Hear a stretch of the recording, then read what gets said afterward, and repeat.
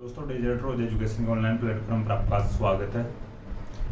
अपन मारवाड़ का इतिहास पढ़ रहे हैं। पिछली क्लास में मोटा राजा उदय सिंह और गद सिंह के बारे में बात किए थे। मोटा राजा उदय सिंह की अगर थोड़ी बहुत वापस रिवीजन की बात करें तो वो जो मारवाड़ का प्रथम शासक था जिसने मुगलों की अधीनता स्वीकार की थी। ठीक है, मोटा राजा उदय सिंह ने अधीनता स्वीकार करने के साथ ही अपनी बेटी जो मानीबाई की शादी अकबर के बेटे सलीम जो आगे चलकर जहांगीर के नाम से बादशाह बनता है तो सलीम से कर दी थी मानीबाई की शादी। मानीबाई की एक उपाधि थी जगत गोसाई यानी जगत की मालकिन। मानीबाई को जोधाबाई भी कहा जाता था क्योंकि वो जोधपुर की राजकुमारी थी। ठीक है, मानीबाई से एक आगे चलकर बेटा होता खुर्रम जो आगे चलकर बादशाह के नाम यानी शाहजहां के नाम से बादशाह बनता है। ठीक है, यहाँ तक अपन बात किए थे। फिर कल्ला रायमलोद की बात किए थे। कल्ला रायमलोद जो राव चंद्रसेन या मोटा राजा उदय सिंह के भाई रायमल का बेटा था। घर का नाम कल्ला था इस और रायमल का बेटा होने के कारण इसको कल्ला रायमलोद कहा गया है। कल्ला रायमलोद के समय में सिवाना का दूसरा सागा होता है 1589 में। ठीक है, अपन बात कर चुके हैं। जो सागा होता है इसमें जो केसरिया को यानी कल्ला रायमलोद लीड करता है और जो जौहर को जो लीड करती है बूंदी के सुरजन की बेटी बहन कंवर करती है, जिससे कल्ला रायमलोद की सगाई हो रखी थी। ठीक है, इसके बाद में अपन बात किए थे जो कल्ला रायमलोद की मर्सिया कौन लिखता है तो कल्ला रायमलोद की जो मर्सिया लिखता है पृथ्वीराज। ठीक है, पृथ्वीराज लिखता है जो अपन पहले बात कर चुके हैं। पृथ्वीराज जो अकबर के दरबार में कविता व लिखेशन रुकमणी उसकी पुस्तक भी है। इसके बाद में बात किए थे गद सिंह की। ठीक है, गद सिंह की एक उपाधि थी। ठीक है, तो गद सिंह की उपाधि थी दलथम्मन की जो उपाधि दी थी जहांगीर ने दी थी। दलथम्मन का अर्थ होता है सेनाओं को रोकने वाला। अमर सिंह के दो बेटे थे, एक जसवंत सिंह और एक अमर सिंह। गद सिंह के दो बेटे थे, एक अमर सिंह और छोटा बेटा था जसवंत सिंह। अमर सिंह बड़ा बेटा था, लेकिन अनारा बेगम जो गद सिंह की एक दासी थी, अनारा बेगम के कहने से जसवंत सिंह को अगला राजा बनाता है गद सिंह। ठीक है, अमर सिंह को नागौर का राजा बनाया जाता है। ठीक है, तो अमर सिंह के समय की अपन एक घटना की बात किए थे जो मथिरेरी राड़ कहलाती है, 1644 में होती है। मथिरेरी राड़ अमर सिंह नागौर और बीकानेर के कर्ण सिंह के बीच में होती है। बीकानेर का सिलवा गांव था और जो नागौर का जाखनिया गांव था। ठीक है, तो जो मथिरे की बेल को लेकर इनके बीच में लड़ाई होती है। हालांकि ऐसा माना जाता है कि भाई इस युद्ध को या इस लड़ाई को मथिरेरी राड़ की जो लड़ाई हुई थी 1644 में इसको जीतता है अमर सिंह। ठीक है, दोनों शाहजहां के दरबार में थे। जो अमर सिंह राठौड़ ने किस प्रकार शाहजहां के साले सलाउद्दीन खान की हत्या की थी उसकी अपन पहले बात कर चुके हैं। ठीक है, तो सलाउद्दीन खान जो रक्षा मंत्री था, मीर बख्शी था शाहजहां के दरबार में, शाहजहां का साला, तो उसकी हत्या अमर सिंह राठौड़ ने कर दी थी। हालांकि जो शाहजहां को मारना चाहता था लेकिन शाहजहां कैसे न कैसे बच जाता है। और शाहजहां ने फिर जो अमर सिंह के लिए कुछ पंक्तियां लिखी थी, मैं वो भी आपको बोल के बता दिया था कि अमर की कमर में कहाँ की थी कटारी, पाव से लोहे से हिलाई सारी बादशाही, होती समसेरी तो छिनाई ले तो आगरी। ठीक है, इस प्रकार से जो शाहजहां खुद इसके प्रशंसा में या इसके लिए कुछ लाइनें बोलता है अमर सिंह राठौड़ की प्रशंसा में अमर सिंह राठौड़ के लिए। ठीक है, बात किए थे अमर सिंह राठौड़ को कटार का धनी भी कहा जाता है। आगरा किले का जो बुखारा दरवाजा है यहाँ से अमर सिंह राठौड़ अपने घोड़े से कूद कर भागता है और इस किले को यानी अमर सिंह दरवाजा भी कहते हैं। ठीक है, इस किले को यानी इस किले जो आगरा किले के जो बुखारा दरवाजा को शाहजहां ने इस घटना के बाद में बंद करवा दिया था। और जो 1809 में जॉर्ज स्टील नामक जो कोई अंग्रेज आया था इसने इस दरवाजे को वापस खुलवाया था। कालांतर में जो अमर सिंह राठौड़ राजस्थान की लोक कहानियों और लोकगीतों का नायक बन चुका था या बन गया था। ठीक, यहाँ तक बात थी कल वाली जो क्लास का रिवीजन की। बात आती है अब आगे कौन राजा बनता है। देखिए, आज अपन जसवंत सिंह के बारे में पढ़ेंगे। देखिए, आज थोड़ी क्लास छोटी रहेगी, यानी अगली जो 2 क्लास रहेगी उनमें जो मारवाड़ का इतिहास कंप्लीट हो जाएगा। आज अपन जसवंत सिंह की बात करते हैं और जो कल वाली नेक्स्ट क्लास होगी उसमें मारवाड़ के अजीत सिंह की बात होगी। मारवाड़ का जो अजीत सिंह है उसके थोड़ी ज़्यादा फैक्ट है, उसकी क्लास थोड़ी लंबी हो सकती है। फिर उससे नेक्स्ट क्लास में जो कंप्लीट हो जाएगा अपना जो मारवाड़ का इतिहास। आज बात करते हैं जसवंत सिंह की।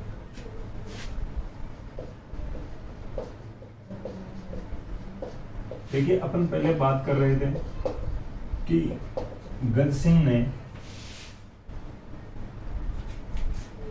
अपनी जो प्रेमिका या दासी अनारा बेगम के कहने पर मारवाड़ का राजा अमर सिंह को नहीं बनाया और जसवंत सिंह को बना दिया था। ठीक है, अपन ये बात किए थे। तो जसवंत सिंह हालांकि कम उम्र में राजा बनता है, कम उम्र में राजा बनता है तो अपन पहले से एक परंपरा पढ़ते आ रहे हैं कि भाई इसका कोई जो भी राजा का कोई ना कोई संरक्षक बनता है, ठीक है। तो जसवंत सिंह का संरक्षक की बात करते हैं अपन। संरक्षक इसलिए इंपॉर्टेंट है, अपन थोड़ी बातें करेंगे जब किले और छत्रियां पढ़ेंगे आगे, ठीक है। किले और जो छत्रियां पढ़ेंगे उस समय थोड़ी बात करेंगे विस्तार से। तो संरक्षक की बात करेंगे, जो राव सिंह कुंभावत इसका संरक्षक था।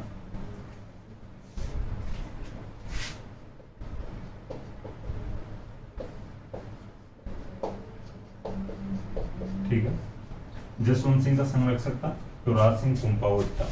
1638 से 1678 जसवंत सिंह का टाइम पीरियड था, लिखना चाहो तो लिख लेना। 1638 टू 78 तक टाइम पीरियड रहा था, शासनकाल रहा था जसवंत सिंह का। देखिए जसवंत सिंह के लिए ऐसा कहा जाता है कि जसवंत सिंह बीमार हो गए थे, जसवंत सिंह के कोई भूत प्रेत का साया लग गया था।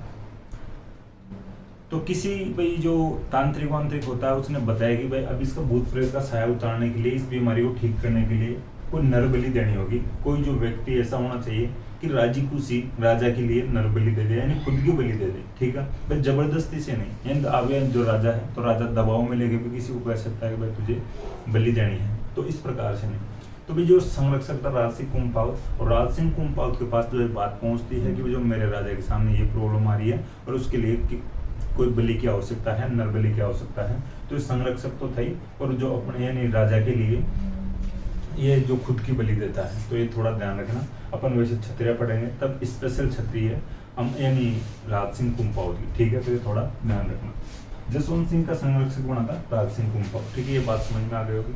अब बात आती है कि इसके समय, जब जसवंत सिंह के समय जब मुगल जो शासक कौन कौन थे या क्या घटनाएं होती है, ठीक है। देखिए बात आती है औरंगजेब की। औरंगजेब समकालीन था जसवंत सिंह के, ठीक है। उधर शाहजहां की बात करते हैं, औरंगजेब से पहले भाई शाहजहां की अगर बात करें अपन, तो शाहजहां अपने जो मृत्यु के दिनों के पास में था, ठीक है, मृत्यु के समीप था। तो इस प्रकार की जो बातें हो रही है, शाहजहां मरेगा तो कौन उत्तराधिकारी होगा, और किसी न किसी रूप में इनके जो ये बेटे थे शाहजहां के, इनके पास ये ऐसी खबरें पहुंच जाती है कि शाहजहां मर गया है। तो भाई और जो क्रियाक्रम करने से पहले ये तो जो मुगलों में ये होता था, ये अपने जो उत्तराधिकार के लिए उत्तराधिकार संघर्ष करते रहते थे, ठीक है। तो मुगल उत्तराधिकार संघर्ष होता है, सीधी सी बात है कि शाहजहां के मरने के बाद या, ठीक है, तो मुगल उत्तराधिकार संघर्ष होता है। अब मुगल उत्तराधिकार संघर्ष होगा तो शाहजहां के बेटों में होगा, ठीक है। तो जो शाहजहां का जो बेटा था औरंगजेब था, दारा था, यानी दारा को दारा शिकोह के नाम से भी जाना गया है, मुराद था, सूजा था, ठीक है।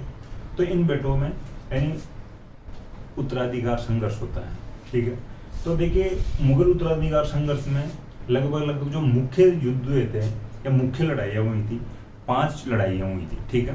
देखिए सबसे पहले बहादुरपुर का युद्ध हुआ था, यूपी में जो जगह पड़ती है, ठीक है। इसमें औरंगजेब से कोई लेना देना नहीं था, यानी दारा और सूजा के बीच में हुआ था, ठीक है। शाहजहां के अन्य बेटे थे भाई औरंगजेब के अलावा, औरंगजेब के भाई थे, ठीक है। यानी औरंगजेब, दारा शिकोह है, सूजा और मुराद, ठीक है। इनके बीच में जो मुगल उत्तराधिकार संघर्ष चलता है, तो दारा और सूजा के बीच में बहादुरपुर यूपी का युद्ध, यानी बहादुरपुर का युद्ध, या यूपी में जगह पड़ती है बहादुरपुर, तो वहाँ युद्ध होता है सूजा और दारा के बीच में। बात आता है फिर नेक्स्ट युद्ध की। जो नेक्स्ट युद्ध होता है धर्मत का युद्ध, ठीक है। धर्मत का युद्ध होता है जो औरंगजेब और दारा शिकोह के बीच में होता है, ठीक है। औरंगजेब के खिलाफ दारा शिकोह युद्ध करता है, तो धर्मत का युद्ध थोड़ा ध्यान रखना है।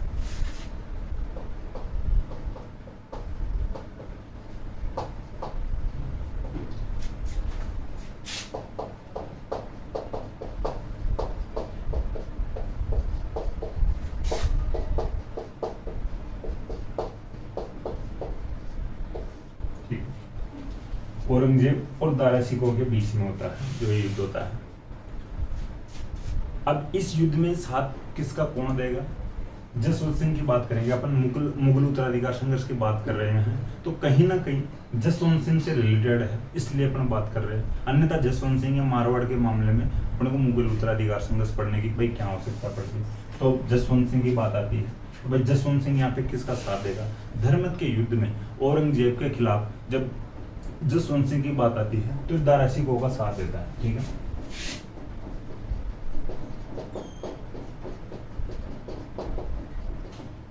जसवंत सिंह दारा सिकोह का साथ देता है।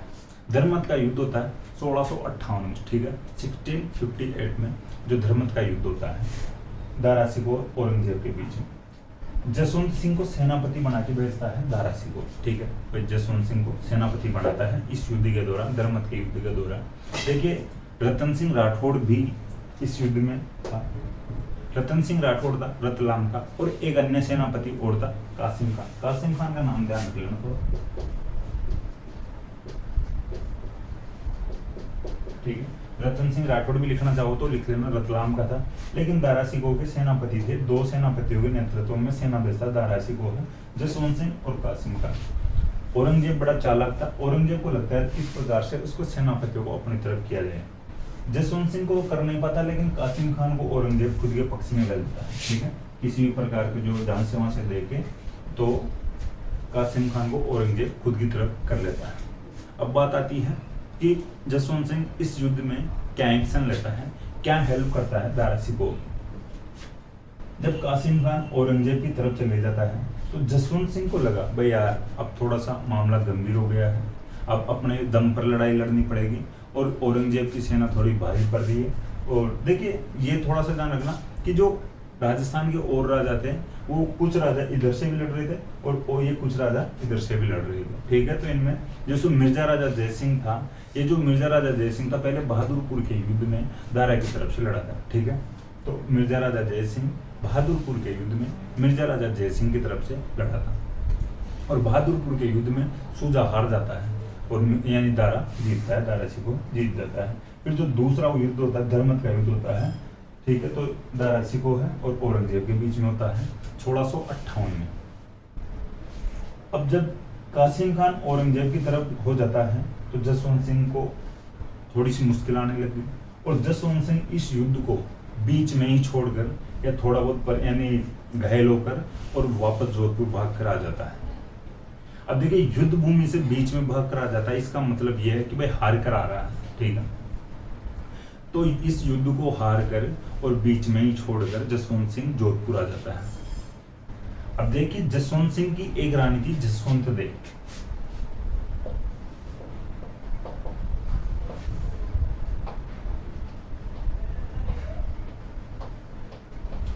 ठीक है। जसवंत सिंह के एक रानी थे जसवंत देव, जो हाड़ी रानी थे। अपन सहल कंवर की बात कर चुके हैं, सहल कंवर की बुआ जी थे, ठीक है। चुंडावत मांगे सेनानी, सिर काट दे दियो सतरानी, अपन पहले बात कर चुके हैं। उन्हीं सहल कंवर की बुआ थे हाड़ी रानी जसवंत देव, जो जसवंत सिंह की पत्नी थे। अब देखिए जसवंत सिंह का नाम भी जसवंत, इधर पत्नी का नाम जसवंत देव, तो इस प्रकार के नाम मिल जाते, आज भी मिल जाते भाई, ठीक है। किसी न किसी प्रकार में भाई ये इस प्रकार के नाम मिल जाएंगे। देखिए रोशन और रोशनी इस प्रकार के नाम मिल जाते हैं, और भी आप एग्जाम्पल ले सकते हो, तो आपके को आप देख लेना, समझ आपकी बातें हैं। लेकिन जसवंत सिंह की पत्नी का नाम भाई जसवंत सिंह के अकॉर्डिंग नहीं पड़ा था भाई नाम है, जो जसवंत देव पहले से नाम था, तो जसवंत सिंह की पत्नी का नाम भी जसवंत देव था। तो ये हाड़ी रानी थी जसवंत देव, सहल कंवर की बुआ जी थे। अब बात आती है भाई जो अपना जो यानी जसवंत देव का पति जसवंत सिंह यहाँ से धर्मत के युद्ध से हार कर भाग कर वापस जोधपुर आ जाता है, तो जसवंत सिंह के जो सेनापति थे गेट कीपर थे वो पहचानते नहीं है, एक प्रकार से घायल होकर आता है, पिट पिटा कर आता है, ठीक है। युद्ध के दौरान लड़कर आता है, तो जो सेनापति भाई आप कौन हो जी, और जसवंत सिंह कहता है यार ऐसी ऐसी बात हो गई है और वहां से मैं युद्ध छोड़ कर आ गया हूँ। तो इधर जसवंत देव को पता चलता है मेरा पति इस प्रकार से युद्ध भूमि से यानी हार कर आ रहा है या युद्ध को बीच में छोड़ कर आ रहा है, तो ये तो गलत है। और हाड़ी रानी जो जसवंत देव थे, इन्होंने जोधपुर के किले के दरवाजे बंद कर दिए थे।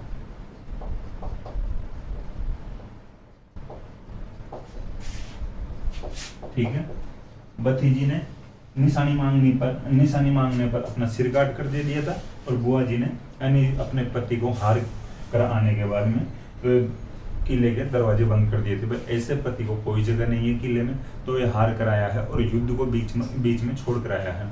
तो भाई या तो ये बीच में लड़ते हुए वीरगति को प्राप्त हो जाता तो भी कोई दिक्कत नहीं थी, या फिर युद्ध को जीत कर आता। तो इसके लिए ऐसी कोई जगह नहीं है या स्थान नहीं है किले में, ठीक है।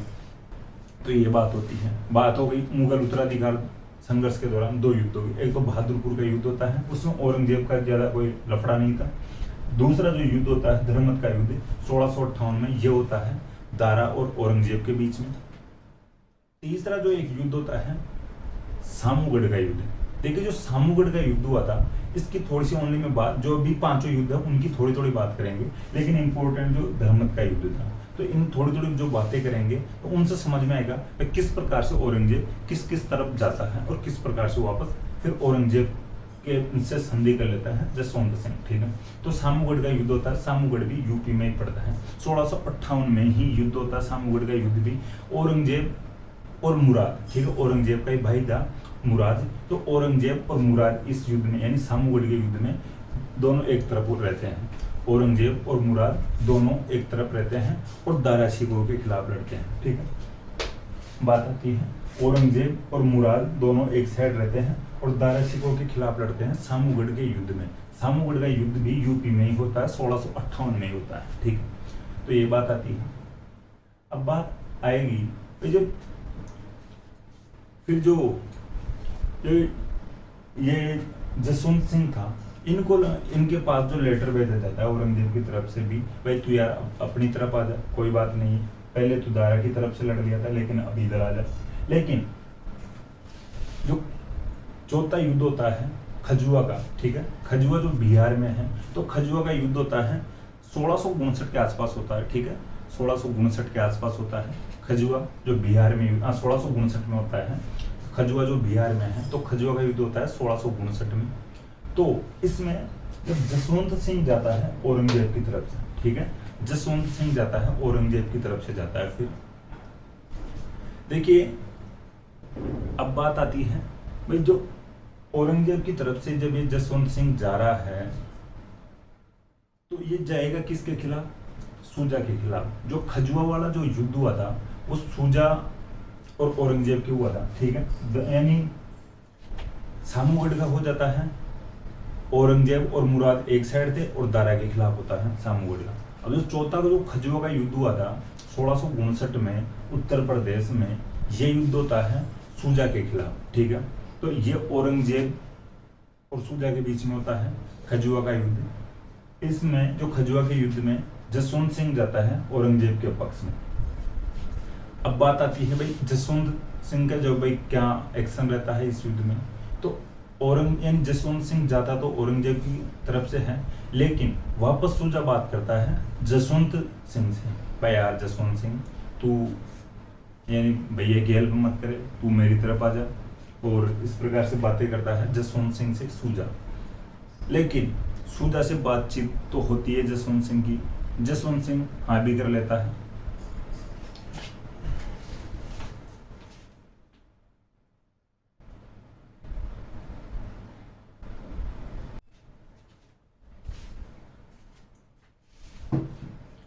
देखिए जब जसवंत सिंह सूजा से बातचीत कर लेता है और सूजा कहता है यार भैया की हेल्प मत करे, तो किसी न किसी प्रकार से जसवंत सिंह और सूजा थोड़े, जसवंत सिंह सूजा की तरफ से या सूजा की तरफ झुक गया था, ठीक है। तो इस युद्ध में लेकिन फिर फाइनली जसवंत सिंह ना ही तो सूजा का साथ देता है ना ही औरंगजेब का साथ देता है। यानी खजुआ के युद्ध में जसवंत सिंह जाता तो औरंगजेब की तरफ से है, लेकिन सूजा से बातचीत करने के कारण या सूजा से बातचीत होने के कारण जसवंत सिंह औरंगजेब का साथ नहीं देता है, सूजा का भी साथ नहीं देता है। फिर करता क्या है, तो फिर वापस जसवंत सिंह क्या करता है कि औरंगजेब के कैंप को ही लूटकर वापस जोधपुर आ जाता है। भाई अपने को किसी का साथ नहीं देना है, सूजा जाने औरंगजेब जाने, और औरंगजेब की तरफ से जाता है, लेकिन औरंगजेब का ही कैंप लूटकर या सेना का जो डेरा था उसको लूटकर वापस जोधपुर आ जाता है, ठीक। ये बात होती है चौथे मुगल उत्तराधिकार संघर्ष या चौथे मुगल उत्तराधिकार युद्ध तक की। अब बात आती है जो आखिरी और जो पांचवा जो मुख्य युद्ध, भाई जो भी ये 5 युद्ध हुए थे मुगल उत्तराधिकार संघर्ष के दौरान, तो उनकी अपन बात कर रहे हैं। अब जो 5वां युद्ध होता है देवराय का युद्ध होता है। देवराय का युद्ध इसलिए थोड़ा सा इम्पोर्टेंट हो जाता है कि ये राजस्थान में हुआ था, ठीक है। देवराय जो अजमेर में जगह पड़ती है, ये 1659 में ही हुआ था, ये युद्ध भी हुआ था जो, ठीक है। तो 1659 में देवराय अजमेर का युद्ध होता है। ये जो युद्ध होता है औरंगजेब और दारा के बीच में होता है, ठीक है। तो ये युद्ध होता है औरंगजेब और दारा के बीच में होता है, तो इसका थोड़ा ध्यान रखना। देखिए औरंगजेब और दारा के बीच में जब युद्ध हो रहा है तो फिर क्या होता है बाद में, इसमें औरंगजेब जीत जाता है। देवराय के युद्ध में 1659 में जो अजमेर में युद्ध हुआ था, इसमें औरंगजेब जीत जाता है।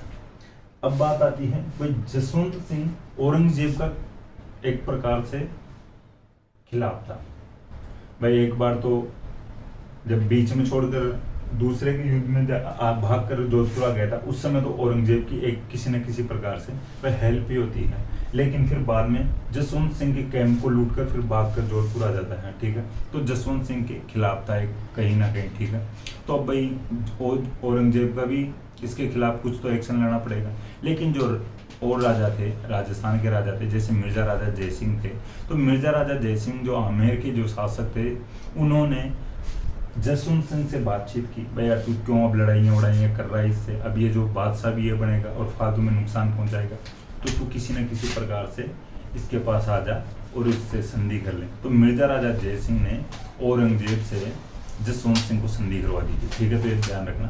तो अपने जो पांचों जो युद्ध हुए थे मुगल उत्तराधिकार संघर्ष के दौरान, इनका जो बात करने का यहाँ पर औचित्य ये था भाई जो किस प्रकार से जसवंत सिंह औरंगजेब से संधि करता है, ठीक है। तो देवराय के युद्ध के बाद में मिर्जा राजा जयसिंह ने जसवंत सिंह को औरंगजेब से संधि करवा दी थी, ठीक है।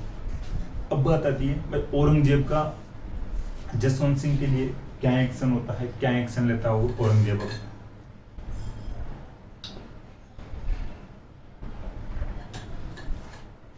अब औरंगजेब बनाता है जसवंत सिंह को अलग अलग जगहों का गवर्नर, ठीक है। सबसे पहले औरंगजेब की जो पोस्टिंग करता है, यानी औरंगजेब पोस्टिंग करता है जसवंत सिंह की दक्षिण भारत में, ठीक है।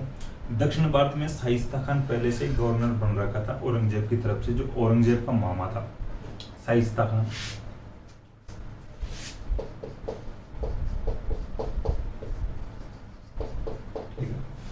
शाइस्ता खान की हेल्प के लिए औरंगजेब जसवंत सिंह को दक्षिण भारत में भेजता है सबसे पहले।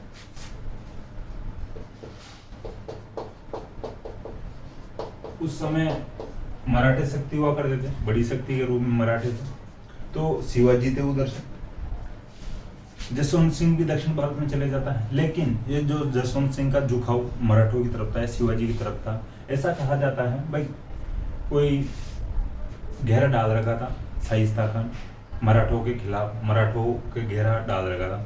जसवंत सिंह उस घेरे में से भी यानी शिवाजी को या मराठों को रास्ता दे देता है, या कि गुपचुप तरीके से जो कुछ इनकी जो गुप्तचर व्यवस्था थी उसकी जानकारी दे देता है। ये बात पता चलती है शाइस्ता खान को। ये शाइस्ता खान इन्फॉर्मेशन इधर औरंगजेब के पास पहुंचाता है।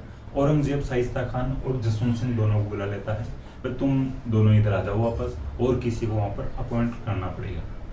तो इस प्रकार से सबसे पहले दक्षिण भारत में भेजा जाता है जसवंत सिंह को, फिर बाद में काबुल भेज दिया जाता है औरंगजेब को, ठीक है। अफगानिस्तान का जो शहर है काबुल, काबुल में भी जो जमरूद का थाना नामक स्थान है,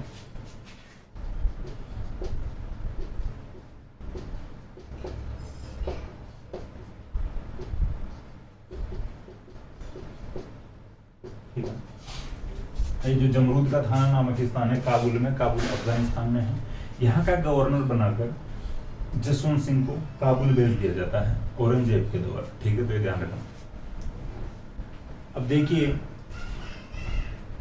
बात आती है कि वहां पर जो गवर्नर बनकर रहते हैं जसवंत सिंह, 28 नवंबर 1678 को जो जमरूद का थाना है जो अफगानिस्तान के काबुल में, यहाँ पर औरंगजेब की मृत्यु हो जाती है, ठीक है। 28 नवंबर 1678 को।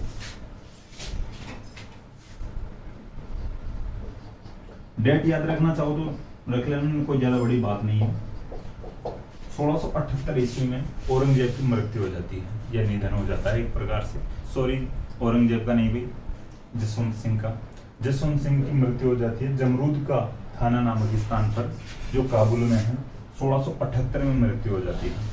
थोड़ी बात आगे नेक्स्ट क्लास में करेंगे अपन कि औरंगजेब यानी जसवंत सिंह के, ये बार बार में औरंगजेब नाम है, जसवंत सिंह की बेटा नहीं था, हालांकि बेटे हुए थे, लेकिन जसवंत सिंह के टाइम काल में ही या शासन काल में ही उनकी मृत्यु हो जाती है। हालांकि आगे फिर अन्य रानियों से, यानी ऐसा कहा भी जाता है, ऐसी बातें भी हैं कि भाई जसवंत सिंह की मृत्यु के बाद में कोई इनकी अन्य रानियों के पेट में गर्भ में बच्चा था, तो वो जन्म लेते हैं आगे चलकर अजीत सिंह नाम से, जो मारवाड़ का राजा बनता दुर्गादास राठौड़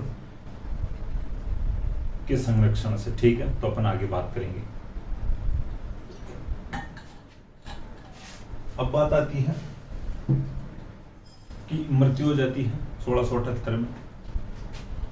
अब इस मृत्यु पर या जसवंत सिंह की मृत्यु पर औरंगजेब का एक प्रसिद्ध कथन रहा है, जो एग्जाम की दृष्टि से जो इम्पोर्टेंट है, एग्जाम की दृष्टि से प्रसिद्ध है, कि आज कुफ्र का दरवाजा टूट गया है।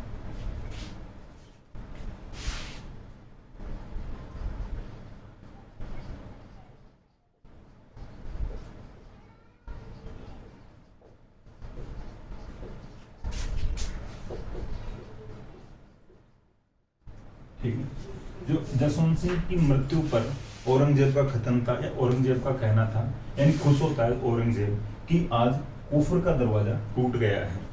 औरंगजेब इस मृत्यु से खुश होता है। और औरंगजेब की सोच ये थी, देखिए कुफ्र का मतलब है काफिर। काफिर कहते हैं इस्लाम धर्म का जो विरोध करता है उसको कहते हैं काफिर। ठीक है, इस्लाम धर्म के विरोध करने वालों को काफिर कहते हैं।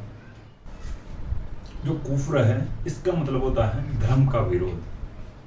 काफिर इस्लाम का विरोध करने वाला काफिर कहलाता है, और धर्म का विरोध करने वाला कुफ्र कहलाता है। ठीक है, तो इस प्रकार से ध्यान रख लेना कि यानी जो ये जसवंत सिंह था, ये इस्लाम का काफी विरोध वगैरह करता रहता था। ठीक है, तो जैसे अपन राज सिंह के बारे में बात करते थे, जजिया कर का विरोध कर रहा था। जसवंत सिंह के समय तक भी जजिया कर लागू नहीं कर पा रहा था औरंगजेब। ठीक है, तो यहाँ तक ध्यान रखना।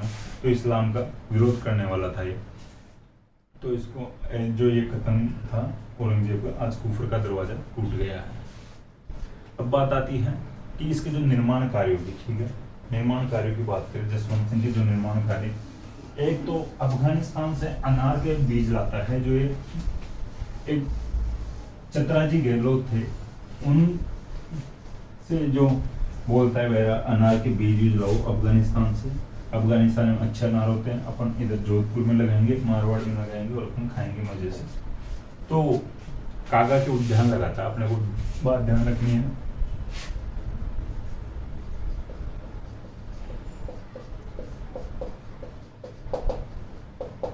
ठीक है, अपन निर्माण कार्यों की बात कर रहे हैं।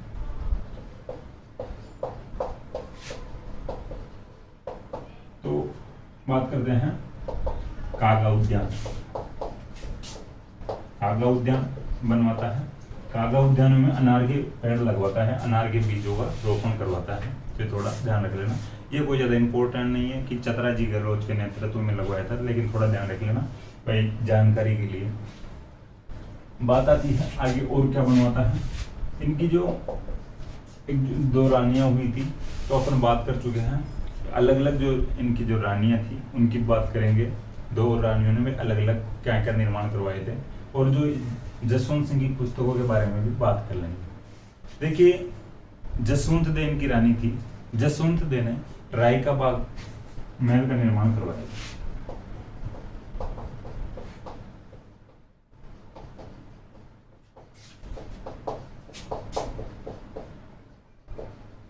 ठीक है, जोधपुर में जसवंत दे ने राय का बाग महलों का निर्माण करवाया था। राय का बाग भाई जो जोधपुर में रेलवे स्टेशन भी है।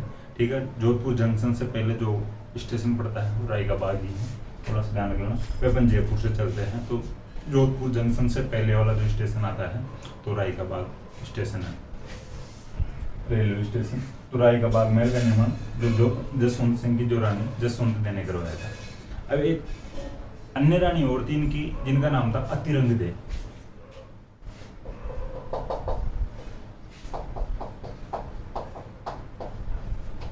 ठीक है, ब्रैकेट में लिखना चाहो तो लिख लेना अन्य रानी। अतिरंग ने एक शेखावत का तालाब का निर्माण करवाया था।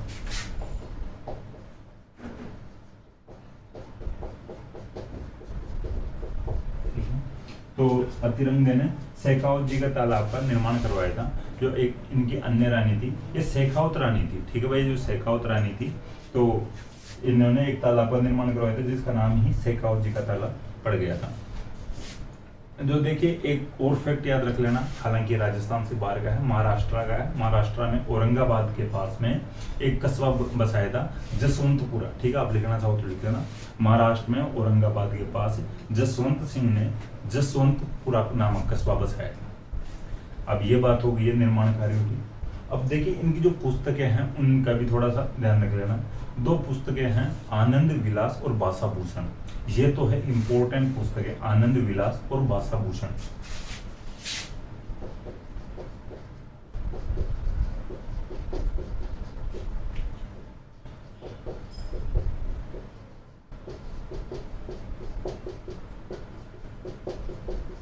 इंपॉर्टेंट है, स्टार लगा लेना, आनंद विलास और भाषाभूषण।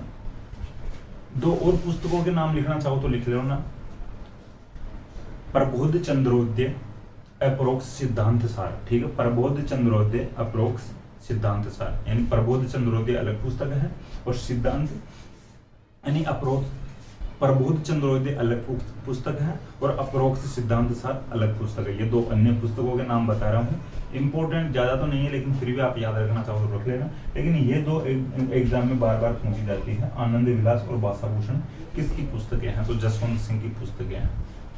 अब बात जो निर्माण कार्यों की हो चुकी है, पुस्तकों की हो चुकी है, थोड़ी सी दरबारी विद्वानों के बारे में भी बात कर लेते हैं। दरबारी विद्वानों में भी एक या दो दरबारी विद्वान हैं, उनकी तो थोड़ी डिटेल से पढ़ लेंगे, और जो फिर एक आध जो भी है दरबारी विद्वान तो उनका थोड़ा नाम देख लेंगे।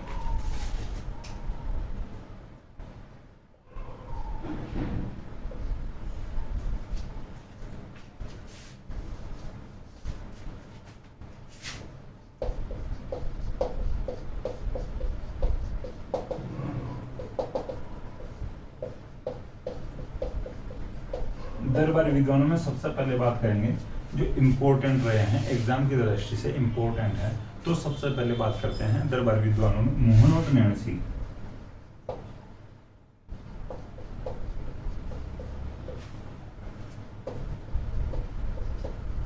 देखिए थोड़ा सा इस प्रकार का ध्यान रख लेना, जो मोहनोद नैणसी का जो नाम है, तो नैणसी तो नाम है, ठीक है, नैणसी नाम है और मोहनोद जाति है, तो थोड़ा इस प्रकार से ध्यान रख लेना।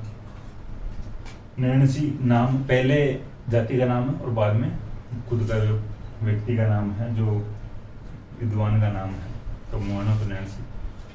अब बात आती है, ये जोधपुर के दीवान थे, ठीक है, जोधपुर के दीवान थे मोहनोद नैणसी। इनकी जो पुस्तकें हैं उनकी बात करते हैं अपन, नैणसीरी ख्यात और मारवाड़ा परगनारी विगत।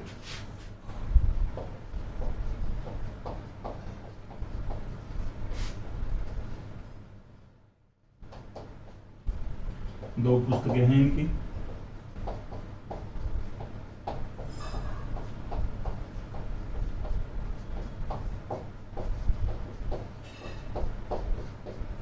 ठीक है।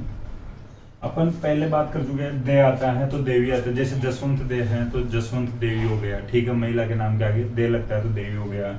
और ये रा री आता है तो इनका मतलब का की होता है, ठीक है, तो एक का हो गया, एक की हो गया, और ये जो विगत है, ठीक है, विगत का मतलब यहाँ पर इतिहास है। और जो ये परगना है, परगना का मतलब जो राज्य कस्बा, ये इस प्रकार की जो उस समय की जो ये बांट रखे थे, ठीक है, तो प्रशासन को जो, ठीक है, तो ध्यान रखना परगना कहते थे। तो परगना का मतलब जो राज्य हो गया, तो मारवाड़ के राज्य का इतिहास, इसका मतलब तो ये है मारवाड़ परगनारी विगत। ये नैणसीरी ख्यात, ये थोड़ा ध्यान रखना, जो नैणसीरी ख्यात है राजस्थान की प्रथम ख्यात है।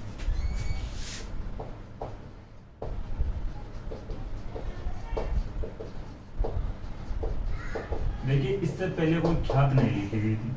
ख्यात वो होती है जिसमें राजा महाराजाओं की जो प्रशंसा वगैरह की जाती है, जो राजा महाराजाओं की जो भी व्यवस्था का वर्णन किया जाता है, भाई इन्होंने क्या क्या किया था, इनकी उपलब्धियों के बारे में बताया जाता है। तो ऐसा कहा जाता है कि मोहनोद नैणसी ने जो एक ख्यात लिखी थी, नैणसीरी ख्यात, इससे पहले कोई ख्यात नहीं लिखी गई थी। तो ये राजस्थान की प्रथम ख्यात है, मोहनोद नैणसीरी ख्यात या नैणसीरी ख्यात, ठीक है, राजस्थान की प्रथम ख्यात तो है ही। और जो इसमें जोधपुर के राजाओं की वंशावली मिलती है, आप ये भी लिखना चाहो तो लिख लेना। नैणसीरी ख्यात से जोधपुर के राजाओं की वंशावली मिलती है, तो किस प्रकार से जो एक एक करके राजा हुए थे, तो ये एक राजा के बाद में फिर बाद में कौन सा राजा आता है, उसके बाद में कौन सा राजा होता है या आता है, ठीक है, या कौन सा राजा बनता है। तो जोधपुर के राजाओं की जो वंशावली है नैणसीरी ख्यात में मिलती है। बात आती है मारवाड़ प्रगनारी विगत, इसमें क्या है, देखिए जो मारवाड़ प्रगनारी विगत है, ये इतिहास की जानकारी देती है, मारवाड़ के इतिहास की। ये जो मारवाड़ प्रगनारी विगत है, ये जो आर्थिक यानी मारवाड़ की आर्थिक, वो जो राजनीतिक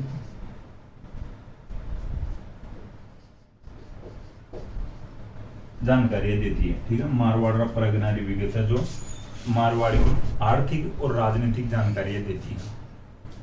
देखिए ये जो मारवाड़ की जनगणना के बारे में भी जानकारी देती है।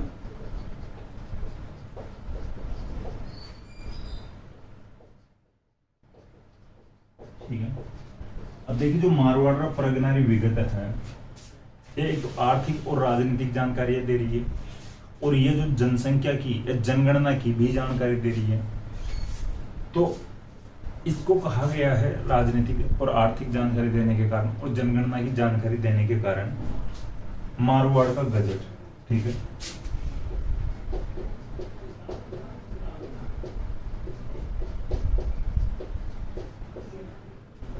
वो गजेटेड अधिकारी बोलते हैं अपन, गजेटेड ऑफिसर। तो ये कहीं ना कहीं जो ये नाम आया गजेटेड ऑफिसर, ये इसी से आया है, एक गजट होता है, ठीक है। तो गजेटेड ऑफिसर जो इसका जो देख रेख करेगा, जो ये इसका कंट्रोल करेगा, गजट को देख रेख करेगा, कंट्रोल करेगा, ठीक है, तो वो जो गजेटेड ऑफिसर होगा, ठीक है, तो ध्यान रखना। तो मारवाड़ का गजट, मारवाड़ का प्रगनारी विगत को कहते हैं, ये थोड़ा सा ध्यान रखना। अब बात आती है मुंशी देवी प्रसाद क्या कहते हैं, एक इतिहासकार हुए हैं मुंशी देवी प्रसाद, राजस्थान के बड़े इतिहासकार हुए हैं। तो मुंशी देवी प्रसाद ने मोहनोद नैणसी को राजपुताने का अबुल फजल कहा है।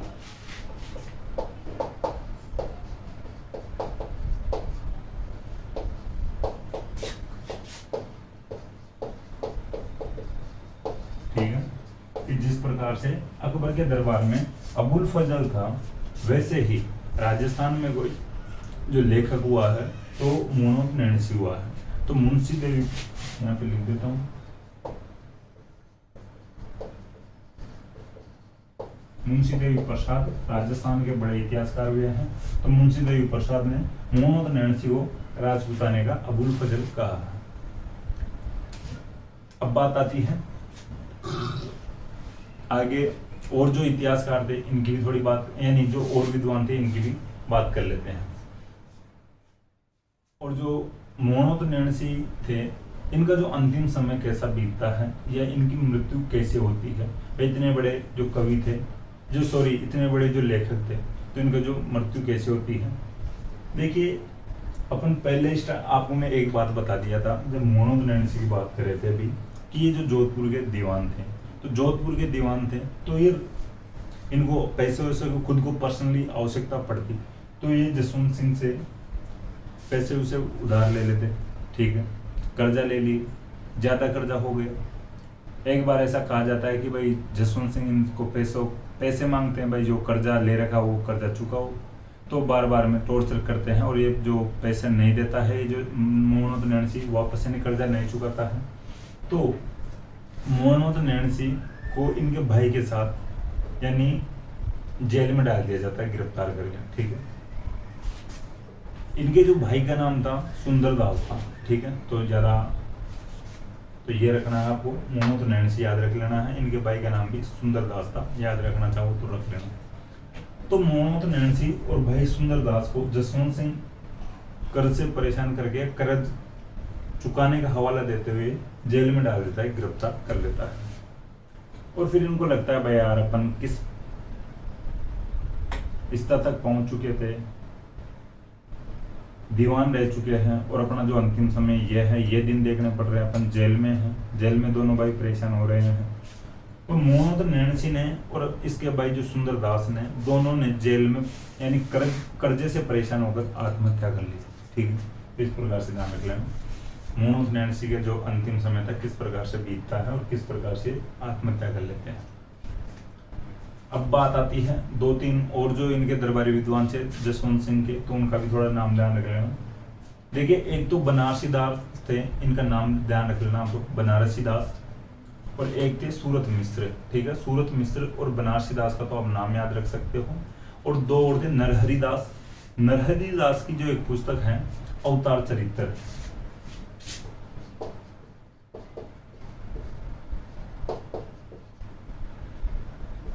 ठीक है,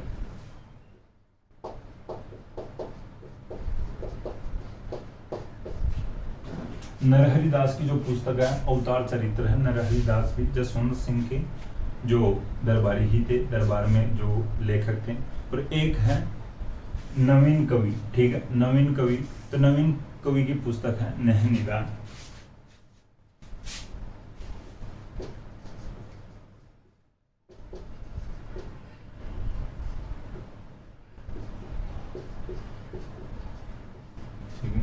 तो ध्यान रखना, नवीन कवि की पुस्तक है नहनिदान, हरिदास की पुस्तक या हरिदास की पुस्तक है अवतार चरित्र। ठीक है, बनारसी दास और सूरत मिश्र भी मैंने 2 अन्य दरबारी विद्वानों के नाम बताए, आप लिखना था तो लिख लेना, लेकिन इम्पोर्टेंट है मोहम्मद नैणसी। ठीक है, मोहम्मद नैणसी ज्यादा इम्पोर्टेंट है। फिर जो पुस्तक पूछ सकते हैं कि नरहरि यानी अवतार चरित्र किसकी पुस्तक है या नहनिदान किसकी पुस्तक है, या एक साथ इनको देके और कोई एक अलग ऑप्शन देके पूछ सकते हैं निम्नलिखित में से कौन कौन या इनमें से कौन कौन जसवंत सिंह के दरबारी विद्वान रहे हैं। ठीक है, तो इस प्रकार के क्वेश्चन बन सकते हैं, तो थोड़ा इस प्रकार ध्यान रखिए। ये बात हो चुकी है आज की या जसवंत सिंह की। जसवंत सिंह कंप्लीट हो चुके हैं। वैसे थोड़ी सी जो इनसे रिलेटेड आगे बात करेंगे, अजीत सिंह पढ़ेंगे, उससे पहले बात करेंगे नेक्स्ट क्लास में कि इनकी किस प्रकार से भाई शुरुआत में भाई बेटे नहीं थे, यानी बेटे होते तो हैं लेकिन मृत्यु हो जाती है उनकी। फिर अन्य रानियों से जसवंत सिंह की मृत्यु के बाद में किस प्रकार से 2 बेटे होते हैं, दलथम्बन और अजीत सिंह। ऐसा भी कहा जाता है कि भाई इनके एक और अन्य बेटा था पृथ्वी सिंह, तो पृथ्वी सिंह शेर यानी जसवंत सिंह शेर रखता था और जसवंत सिंह इसको एक बार पृथ्वी सिंह को भाई लेकर जाता है औरंगजेब के पास। ठीक है, तो औरंगजेब के पास भाई लेकर यानी औरंगजेब के पास लेकर जाता है, तो एक दिन मजाक मजाक में बातों में इनके बीच में इस प्रकार की बातें हो जाती है कि जो पृथ्वी सिंह को औरंगजेब के शेर से लड़ाई करवा देता है जसवंत सिंह। ठीक है, पृथ्वी सिंह जो जसवंत सिंह का बेटा माना जाता है और औरंगजेब के दरबार में एक बार लेकर जाता है, तो औरंगजेब बातों में कहता है यार आपको कोई शेर हो तो लेके आना, मेरे शेर से लड़ाई करवाएंगे। तो जसवंत सिंह ने बातों में इस प्रकार की बात कह दी, भाई हमारे जो ये बेटे ही शेर हैं, आपके शेर से ये लड़ सकता है। तो औरंगजेब को लगता है ये मजाक कर रहा है और इनके बीच में इस प्रकार की जो बात हो जाती है, ठन जाती है दोनों के बीच में। और फिर जसवंत सिंह अपने बेटे पृथ्वी सिंह को औरंगजेब के शेर से लड़ाई करवाता है और ऐसा कहा जाता है पृथ्वी सिंह ने औरंगजेब के शेर को चीर दिया था, यानी मुंह को पकड़ के, दोनों जबड़ों को पकड़ के और चीर दिया था या मार दिया था। ठीक है, तो औरंगजेब इससे थोड़ा सा ज्यादा क्या कह सकते हैं भाई, जलने लगता है भाई यार इस प्रकार का इसका बेटा है, ऐसा महान बेटा है इसका जो मेरे शेर को मार दिया इस प्रकार से, यानी जबड़ों को पकड़ के।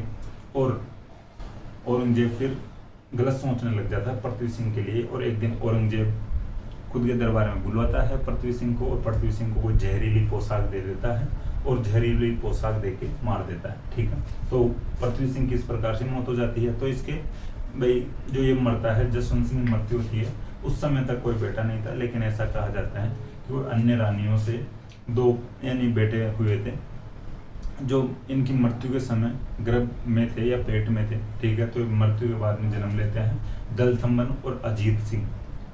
अजीत सिंह आगे जाके मारवाड़ का राजा बनता है। ठीक है, तो किस प्रकार से दुर्गादास राठौड़ और जो गोराधाई अजीत सिंह को राजा बनवाती है, वो अगली क्लास में अपन बात करेंगे। ठीक है, तो नेक्स्ट क्लास में मिलते हैं। Thank you.